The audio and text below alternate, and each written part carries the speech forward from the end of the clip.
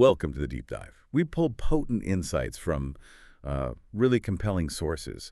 And today, we're diving deep into something ancient, but also profoundly relevant. The power of love. Right. Think about it, the intensity of love we feel. For family, maybe a passion, that amazing experience you remember. It's like this core human energy.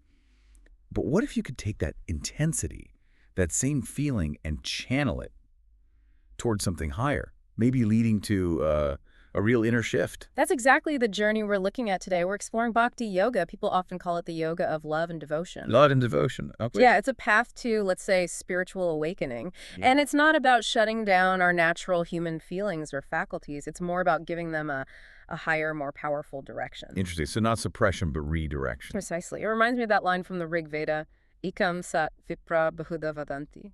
That which exists is one, sages call it variously. It sort of beautifully hints that there are many paths, including this path of love. And they all lead towards one singular truth. And our guide for this particular deep dive. We're drawing from Swami Vivakananda, the Hindu yogi, specifically his Addresses on Vedanta Philosophy, Volume 2. Okay, so lectures he gave. Exactly, collected addresses. And our mission really is to unpack what Bhakti Yoga is all about, according to him, realizing the divine through love.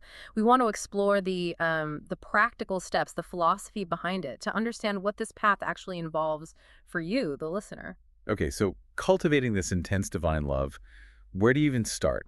The text, Vivekananda's text, it outlines some preparations, and the first one is, well, surprisingly down to earth. It's about food. It is, yeah.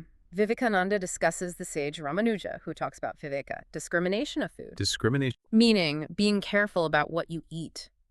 Ramanuja believed that our food deeply impacts our body and our mind, so it directly affects our capacity for that intense divine love we're talking about. Oh, so what's the connection? Well, the idea is that food contains energies, right? These energies build our body, but also our mind. So what you consume literally affects your thoughts, your mental control. Okay, so what kind of foods did Ramanuja say to avoid? He listed a few categories. First, exciting foods. Things like meat, onions, garlic, alcohol.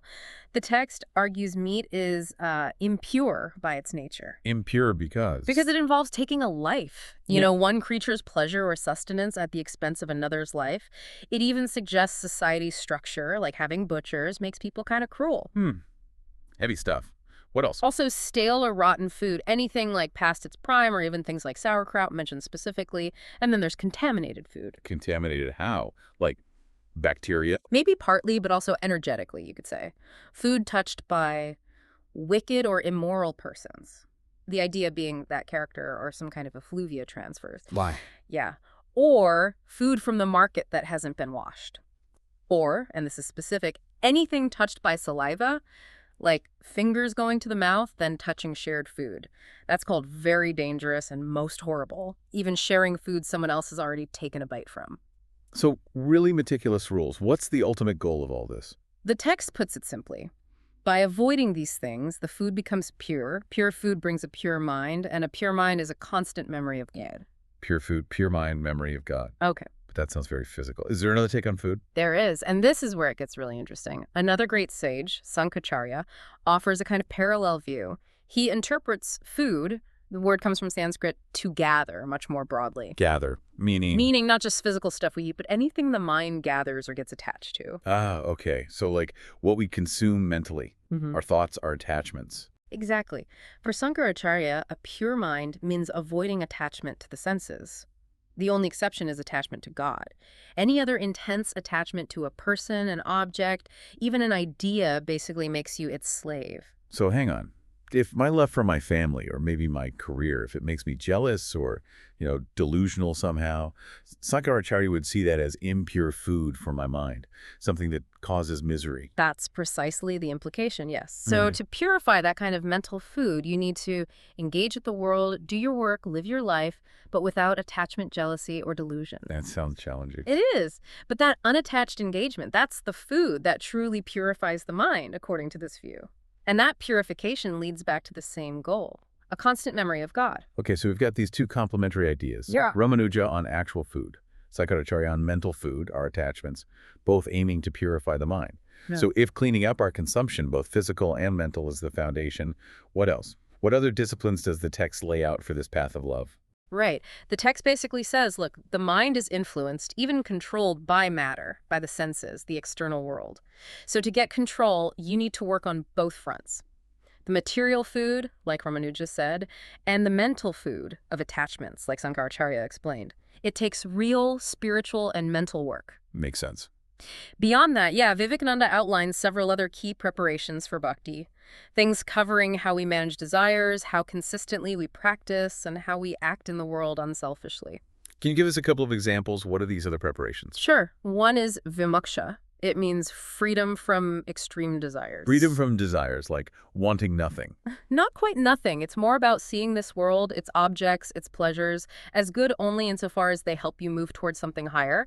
They aren't the end goal themselves. The real goal is to desire nothing except God. Okay, that's vimoksha. What else? Then there's abhyasa. That's practice, continuous practice. Practice of what? Constantly thinking of God, training the mind so it always go towards God. The text uses this beautiful image like oil poured from one vessel to another falls in an unbroken line. Smooth, continuous flow towards God. Exactly. And it mentions music, interestingly, as a great help for concentration in this practice. Persistent focus, redirecting energy. What about, like, our actions? How we live day to day? That brings us to kriya, which means work or doing good. Unselfish action is seen as crucial for purifying the heart. Unselfish action like charity. That's part of it, but it's broader. The text talks about 5 worships. First, study holy or good books. Second, worship God or saints. Third, duty to ancestors. Fourth, duty to other human beings, like being hospitable, sharing food, not just hoarding for your own family. Okay. And fifth, duty to lower animals. Feeding them, not harming them just for pleasure. It's a really holistic view of service. It sounds like it covers a lot of ground. Yeah. Any others? Yes, a few more key ones. Kalyana, cultivating virtues. Truthfulness, purity, straightforwardness. No crookedness in thought or action. Then daya, which is pity or compassion, and dhanam, charity. These are called the highest virtues. The text even mentions the ideal of starving yourself to death by giving to another. Wow, that's extreme. It illustrates the ideal of absolute selflessness. Then ahimsa, non-injuring, no harm in thought, word, or deed. And finally, emotional balance. Anavasada, which is cheerfulness, avoiding despair, and utasa, which means avoiding that kind of excessive, giddy merriment that often crashes into sorrow later, keeping a calm, steady cheerfulness. So it's a whole program for inner purification, really. Mm. Diet, thoughts, desires, actions, virtues, emotions, all preparing the ground for divine love. Exactly, all seen as vital steps. Now, this idea of love itself, the text seems to draw a really sharp line between different kinds of love. Human love versus divine love. That feels important. It sort of challenges how we usually think about love, doesn't it? It absolutely does. The text is quite direct. It says that prioritizing the enjoyment of sense objects, worldly pleasures as the main goal of life is a lower ideal. This world, it argues, is just a means, it's not the end in itself. So our everyday attachments, love for a spouse, kids, even wealth. It often describes that kind of love as a form of clinging, something that can vanish when circumstances change. Like if someone loses their wealth or their physical beauty, the love they receive might fade. It points to the conditional nature of much human love. Ouch. A bit cynical, maybe. It can sound that way, but the point isn't necessarily to dismiss human love entirely. It sometimes calls it mere animal attraction or a psychological phenomena, something that can shift. Maybe you love your spouse intensely, then a child comes along and that becomes the new focus. Okay, so it sees it as potentially fleeting. Fleeting, or at least not the highest form. But here's the interesting part. These human attachments, even if they're seen as temporary or maybe based on conditions, they're also viewed as a kind of practice, a slow exercise of the faculty of love. Ah, like training wheels for the real thing. Sort of, yeah. They're impulses, maybe even good impulses, that help us learn how to love. But the warning is that if they aren't eventually directed towards something higher, something permanent, they just slip away. The text says the bhakta, the devotee, sees things higher. The ultimate goal isn't just worldly love, but to see him, enjoy him, meaning God. So we're kind of in bondage to these lower loves. That's the language used, yes. Bondage to these attachments. And the implication is profound. Maybe man cannot love anything but God in a truly lasting, unselfish, unconditional way. Okay, so if that deep, unconditional, transformative love for God is the ultimate goal. Mm-hmm. How do you actually get there? The text says it's not just about reading books, right? Right. And this brings up a really crucial aspect, the Mhm. transmission of this spiritual energy. The text argues pretty strongly that real spiritual growth, this kind of awakening, doesn't just come from intellectual study. You can read all the books you want, but that quickening impulse, it says, has to come from another soul. Another soul. Meaning? Meaning a spiritual teacher, a guru. Like a guru. Okay. Yeah, the idea is that the guru transmits this spiritual impulse, this energy, and the sasoya, the disciple, receives it. But the disciple needs to be ready, receptive, like a field that's been plowed, ready for the seed. So you need both, a receptive student and a powerful teacher. It's like a spark jumping from one person to another, not just learning facts. Exactly, a Yeah. living transmission. And the text lays out what qualities make a true teacher. Okay, what are they looking for in a guru? Several things. First, the teacher must be pure in heart, simple but profound. Second, they need a real thirst for knowledge themselves, but not in a show-offy way, not interested in just text torturing, as the text puts it, or dazzling people with learning. Right. There's a great analogy. If you go to a mango orchard, you go to eat the mangoes, not to count the leaves on the trees. The true teacher knows the spirit of the scriptures, not just the letter. Get to the essence. Makes sense. What else? Third, the teacher must be sinless. This is important because the transmission happens through love. If the teacher has ulterior motives or is just trying to stimulate your intellect, it doesn't work the same way. Spiritual power flows through genuine, pure love. So purity, knowing the spirit, sinlessness, transmitting through love. How should the student approach such a teacher? The advice is pretty clear. Find the teacher, serve him as a child, open your heart to his influence, see in him God manifested.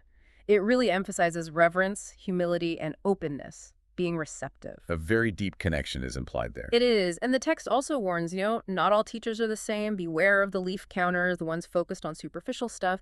But it also acknowledges that the truly great teachers, figures like Christ, for example, are seen as manifestations of God themselves. Okay, so finding a guide is key.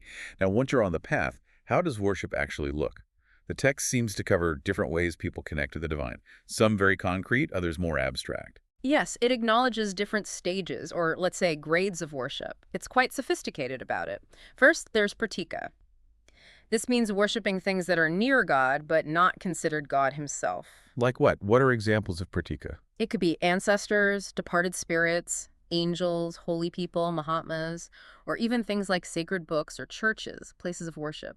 These things are seen as worthy of reverence, and worshiping them might grant certain benefits, like particular knowledge or certain powers. Vidya, the text calls it. But there's a catch. The catch is these things can't grant ultimate freedom. That, the text insists, only comes from worshiping God directly. The danger with pratika is getting stuck there, mistaking the near stage for the final goal. I see, like getting attached to the symbol instead of what it represents. Exactly. And interestingly, it calls book worship a very strong form of pratika. Books preserve truth, yes, but focusing too much on the book itself can lead to problems like persecution and fanaticism. That's a provocative point. What comes after pratika? Next is pratima, which is worship using images or idols. The text calls this clinging to personality and bodies. It sees it as a potential defect, this focus on form. So it's critical of idol worship. Not entirely dismissive. It says it's a defect, but also that it's good in a way because it's constitutional in human nature. We naturally relate to forms. So for people who can't yet grasp the purely abstract, images are a valid stage. The text even says the whole universe is like an immense symbolical universe. Wow, okay. The universe as a symbol. That puts image worship in a different light. It does. The main point is that all these forms, symbols, rituals, they're just the beginning. They can be very good, very helpful for starting the journey, but they are not love proper. True religion, it hammers home, isn't about doctrines or arguments. It's about being and becoming. It is realization. Being and becoming, realization. Okay. Is there another form of worship mentioned? Yes, finally, there's namasakti, the power of the name. The power of the name. The idea is that the universe is fundamentally made of name and form. Thought and word are inseparable. So the entire universe, in a sense, is a grand name of God. And certain sounds or words are seen as particularly potent representations. Like Om. Exactly. Is presented as the most representative name, embodying the whole universe and God. Repeating sacred words like with understanding and devotion is said to have infinite power and can lead directly to the highest state of bhakti, the highest love. So from near things to images to the power of the name itself, quite a progression. It covers the spectrum, acknowledging different needs and capacities. Right. And given all these different approaches, the preparations, the types of worship, it really sounds like there isn't just one single path that fits everyone. Which brings us to this idea you mentioned earlier, Ishtam. Yes, Ishtam. This is a really important concept for understanding the flexibility within Bhakti Yoga. Ishtam basically means chosen ideal. It comes from the Sanskrit word for to desire, choose. My chosen ideal. Your own chosen way, yes. It's your personal ideal of God, or your personal approach to religion. And it's understood that this ideal is naturally shaped by who you are, your individual nature, your past, your upbringing, maybe even your heredity. So my Ishtam might be different from your Ishtam. Absolutely. The text says the absolute truth is only one, but in all relative truths, it must be various. Think about it. Different people see the same thing differently based on their perspective, right? It's the same with God. People will conceive of God, or even historical figures like Christ, differently based on their own inner makeup. Okay, and if everyone has their own valid Ishtam, their own chosen ideal, then there's no need to fight. That's the logical conclusion. No need to fight with others when you find they are telling something about religion which is not exactly as your view of it. The text argues that trying to force your specific ideal onto someone else is basically constitutionally impossible. It just won't fit their nature. that feels very tolerant, very accepting. It is. It emphasizes self-discovery. You will have to teach yourself religion. But it also adds a check. Genuine inspiration must always not contradict reason. Reason still plays a role. Yes. And interestingly, while advocating for this personal path, Vivekananda is quite critical of secret societies in religion. He insists religion should be open, public. But your ishtam, your personal connection, that should be kept secret to every one of you. That is between you and God. Personal, but not hidden away in some exclusive club. Precisely. And ultimately, the foundation of all these paths, all these ishtams, is that God is love. But it adds a crucial qualifier. This profound love cannot be reached by the weak. It requires strength, dedication. Okay, this has been a deep dive indeed. Bhakti Yoga, as Vivekananda presents it, is clearly a very sophisticated path. It's about love, yes, but it's not just, warm, fuzzy feelings. It challenges our usual ideas about religion, too. It really does, especially when it contrasts true bhakti with what it calls a shopkeeping religion. Shopkeeping religion, what's that? It's the idea that many people approach religion like a transaction. They pray mainly for physical gain, better health, more money, maybe getting into heaven after they die. Like trying to strike a bargain with God. Exactly. The text calls this a low, vulgar, a beggar's religion. It sees it as a lower form of karma, maybe, but definitely not bhakti, not true devotion. It's all about getting something back. Is there an example of this? Yeah, there's a powerful story used to illustrate it. A king meets a sage and asks him for a gift. The sage refuses, saying essentially, I don't beg. Later, the king is seen praying, asking God for wealth, children, more land, all sorts of worldly things. Okay. The sage sees this and comes back to the king. He says, Beggar, I do not beg of beggars. What can you give me? Wow. Calling the king a beggar because he's asking God for things. Precisely. It highlights the core idea.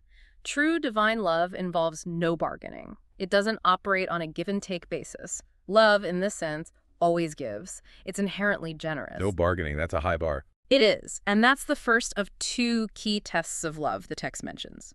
Test number 1. True love knows no bargaining. It's the spirit of a giver and never that of a taker. Okay.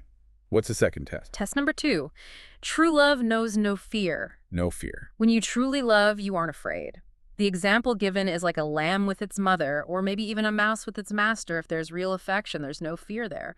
But simulated love, love that isn't genuine, that, the text says, is always full of fear. Fear of loss, fear of judgment, fear of not getting something back. No bargaining, no fear. Those are really clear, almost stark criteria.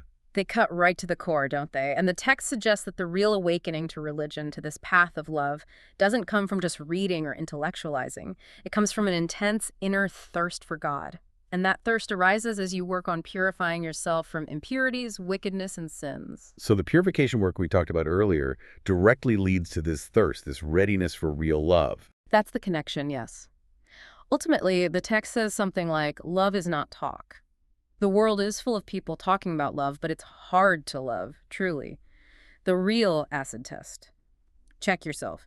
Is there any bargaining in your heart? Is there any fear? If not, then you might be touching genuine bhakti. What a journey into the heart of Bhakti Yoga. We've really seen how this path, illuminated by Swami Vivakananda, just transforms the whole idea of love. It takes it from our everyday attachments, which are real but maybe conditional, towards something incredibly profound, unselfish, divine. It really is a transformation, requiring that inner purity we discussed, the focused practice like abhyasa, the discerning action, the personal connection, the ishtam, and often the guidance of a true teacher. It's definitely more about being and becoming, like the text says, than just, believing a set of ideas. Being and becoming through love. Which leaves us with something to think about, doesn't it?